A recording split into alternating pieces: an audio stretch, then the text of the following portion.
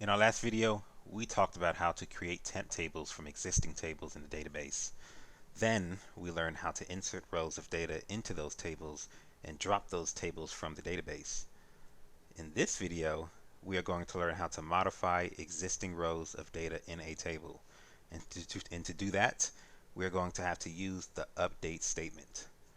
The examples we are going to show will cover some of the very basic update statements that can be ran, but you can also code more complex update statements that include subqueries and joins. But we cover that in a much later video. For a majority of the update statements you code, most of them will include just the update, set, and where clauses. The update clause names the table to be updated. The set clause names the columns to be updated and the values to be assigned to those columns, and the where clause is optional. But you will almost always include a where clause, otherwise you have no filter on the data you are updating. This means it will update every row in that table with the value you have for the specified columns in the set clause, which usually isn't what you would want to happen.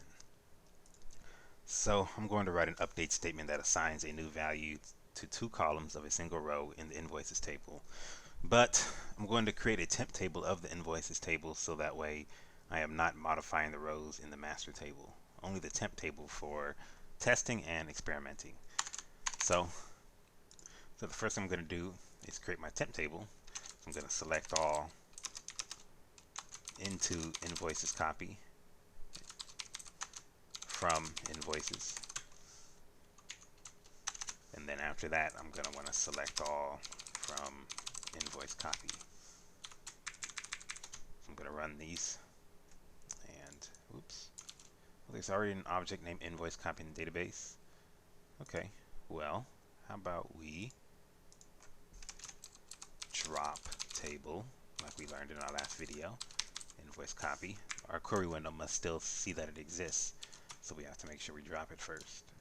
So I'm going to go ahead and create my invoice copy again, select into it, and now I'm going to write an update statement that assigns a new value to two columns of a single row in the invoices table using my invoice copy.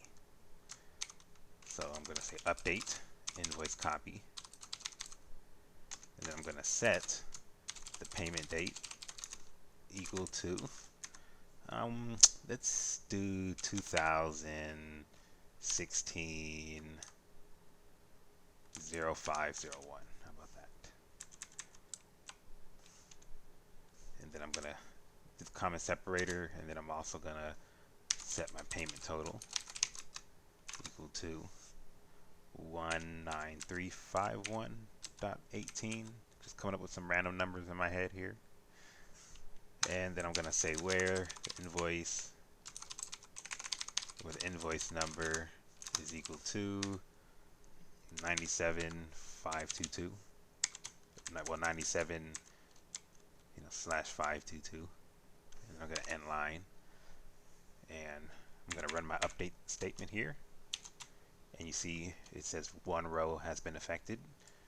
And so we updated our invoice copy temp table here that contained a copy of all the data from the invoices table, and we set the payment date equal to May 1st, 2016, and then the payment total here to 19351.18, and our invoice number to 97/522. And so now if we were to select all from invoice copy,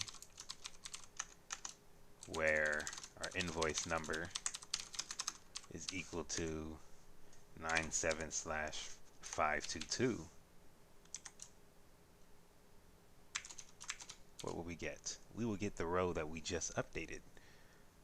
And you see our invoice number of 97/522 now has the payment date over here of May 1st, 2016 that we updated, the payment total of 19351.18 that we just updated. And so what we did was, in order to update two columns at the same time using the same update statement, we just used a comma separator between the two columns and their values, and we were able to use the same set clause for that. So if you wanted to update a third one here, if I wanted to also update my vendor ID, I can set my vendor ID equal to 122 and then run that update, and then it'll say one row is affected, and I can go ahead and query in here and I can see what was updated using our update statement. You see our payment date shows May 1st, 2016. Our payment total says 19351.18, and our vendor ID was also updated to 122. You can also use subqueries in an update statement. When performing an update statement using this method, the subquery can be coded in the set or the where clause.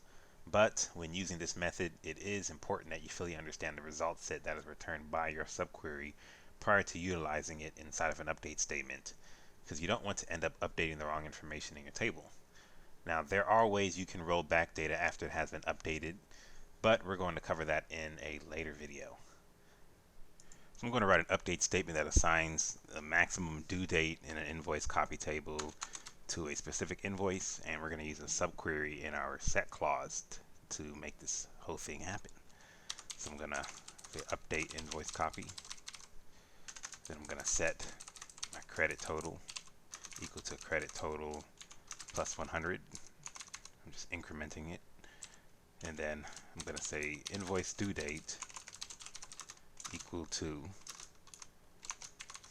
and then I'm going to open up my parentheses here for subquery. I'm going to select the maximum invoice due date, and that's going to come from the invoice copy table. And then to finalize my update statement, to make sure I'm not updating all the rows in my table, I only want to update the rows where the invoice number is equal to 97/522. And then I can run this. We have one row affected, and then I can select all from my invoice copy table where the invoice number is equal to 97/522, and I can run that query. And as you can see here, I set the credit total equal to credit total plus 100, and so what it did was it took the credit total that was 200 and it added 100 to it. Then our invoice due date, we set that equal to the maximum due date from invoice copy, and so the maximum happened to be May 1st, 2016. We updated here earlier. Now, the maximum could have been higher than that if it was associated to another invoice ID in that invoice table.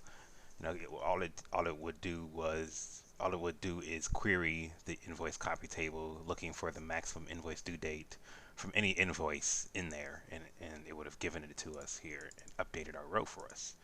So that's a pretty handy way to use a subquery in the set statement.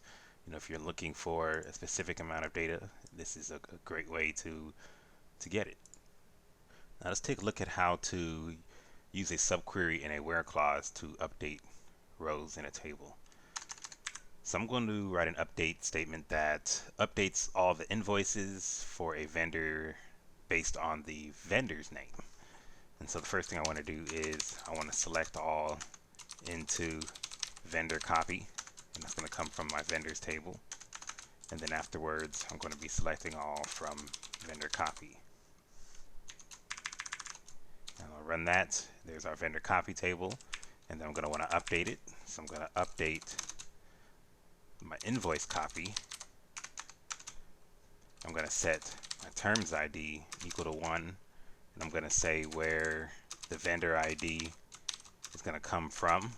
I'm going to open up two parentheses for my subquery, and it's going to come from the vendor ID from my vendor copy table, and then I'm going to say where the vendor name is equal to Pacific Bell.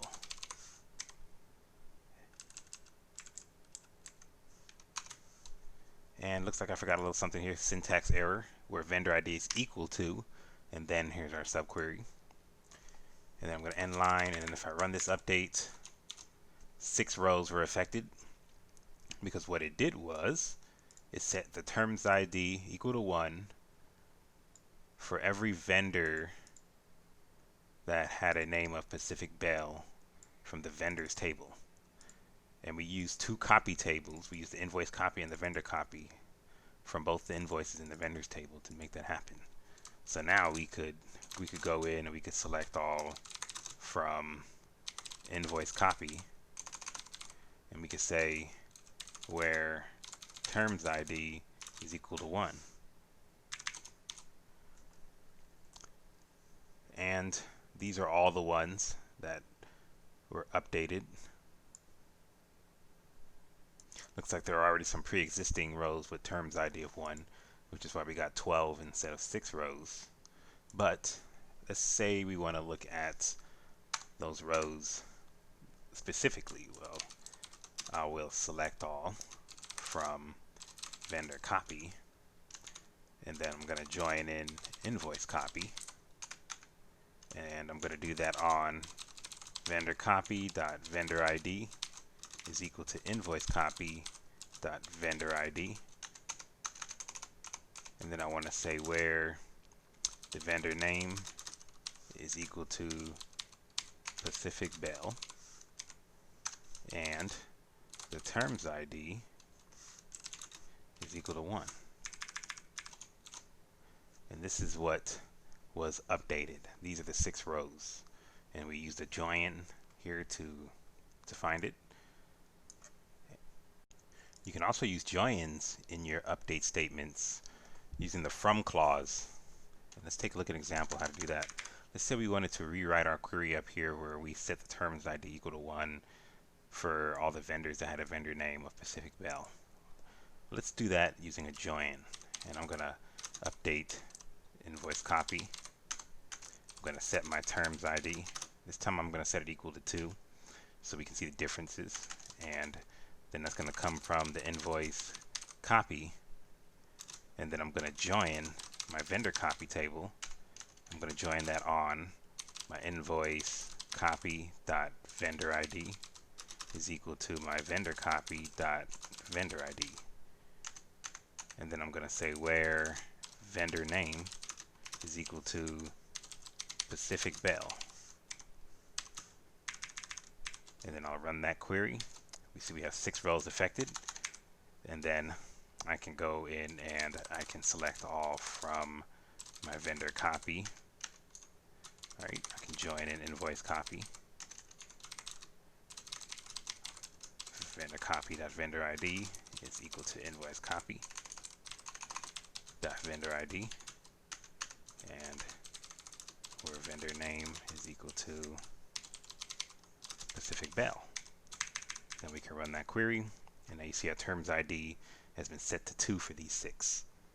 So this is another way you can update data in a table.